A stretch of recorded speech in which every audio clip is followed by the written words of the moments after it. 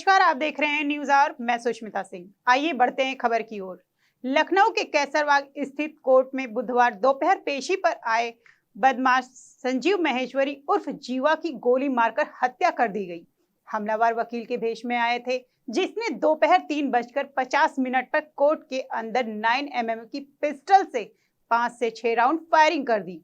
हमले में जीवा की मौके पर मौत हो गई, जबकि एक बच्ची, उसकी मां और 2 पुलिसकर्मी गोली लगने से घायल हो गए। जीवा मुख्तार अंसारी का गैंग का शूटर था। कल लखनऊ सिविल कोर्ट में बदमाश संजीव जीवा हत्याकांड को लेकर लखनऊ बार एसोसिएशन महामंत्री कुलदीप नारायण मिश्र ने पत्रकारों से बात करते हुए घटना को प्रशासनिक चूक बताया। उन्होंने कहा कि कोर्ट के अंदर इस तरह के हत्याकांड होना सुरक्षा में लापरवाही है। उन्होंने कहा कि एक गोली कांड में जहां एक बच्ची को गोली लगी, वह घायल है। गोली पर किसी का नाम नहीं लिखा होता है, इसलिए इस घटना में किसी को भी गोली लग सकती थी। महामंत्री कुलदीप नारायण मिश्र ने सरकार से मांग की है लखनऊ सिविल कोर्ट में भी हाई कोर्ट की तरह सुरक्षा व्यवस्था मौजूद कराई जाए। कोर्ट रूम में किसी अधिकारी या अन्य व्यक्ति को हथियार ले जाने पर पाबंदी लगा दी जाए।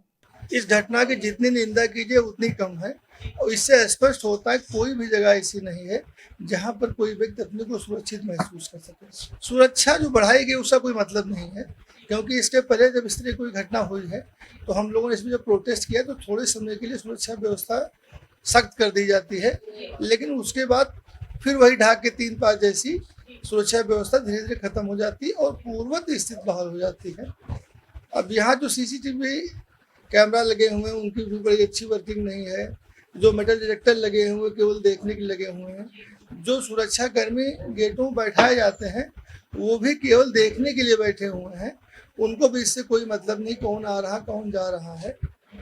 तो ये सुरक्षा व्यवस्था हमको जैसे माननीय उच्च न्यायालय में सुरक्षा व्यवस्था है उस तरह की एक सुरक्षा व्यवस्था चाहिए जिससे कोई भी अवांछित व्यक्ति न्यायालय परिसर में प्रवेश न कर सके। नहीं, मैं बाहर था, जब ये घटना की जानकारी मिली मैं वहाँ चल के आया। फिर उस पर पूरा यहाँ जो हमारे बाहर के पदाधिकारी लोग थे उनसे मैंने पूरी घटना का संज्ञान लिया। हमने अपनी मीटिंग की और मीटिंग करने के बाद हम लोगों ने 24 घंटे का टाइम प्रशासन को दिया कि वो रणनीति बना करके हमको बताए कि किस तरीके की सुरक्षा व्यवस्था वो करेंगे जिससे ऐसी घटना की पुनरावृत्ति न हो।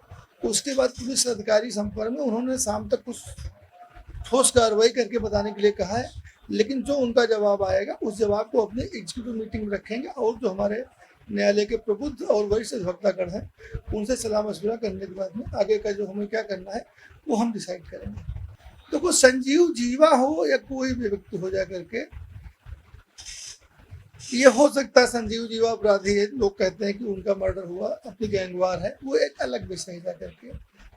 लेकिन जब गोली चलती है तो गोली किसी को पहचानती नहीं है और हमको इस घटना में केवल ये देखना है, अगर जो एक कुछ पुलिस वालों को गोली लगी है और एक 1.5 साल की बच्ची, मासूम बच्ची है, वो आपकी बेटी हो सकती है, आपकी बहन हो सकती है, आपकी कुछ भी हो सकती है। अगर आप ये मान करके सोचेंगे कि वो बच्ची आपके घर की है तो जो आपके ऊपर बीतेगा वैसा महसूस करके हमको आपको निर्णय लेना है।